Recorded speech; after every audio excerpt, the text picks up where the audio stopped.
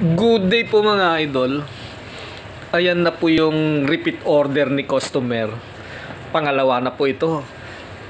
Balita ko kay customer, 4 na piraso po ito eh. Actually, ang problema ni customer dyan, yan total length na yan, magmula doon sa dulo, magmula dyan sa dulo na yan, hanggang dito, ay bawasan daw ng 3 inches. So, dapat pag binawasan natin ng 3 inches yan, may mechanism po sa dulo yan. Ayan o. Kinakailangan pagka matapos mabawasan, mailagay ulit ang mechanism. So, ayan po ang natanggal ko na 3 inches o.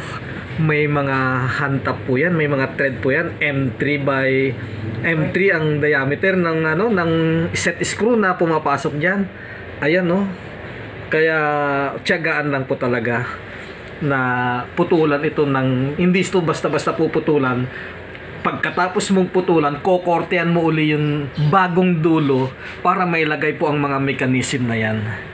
Ayan po, nakakatuwa dahil nagagawa natin ang ganyan. Hindi natin natatanggihan si customer at natutuwa naman si customer, paulit-ulit lang po siyang nagpapagawa. Ayan po, yun lang po. Salamat. Bye-bye.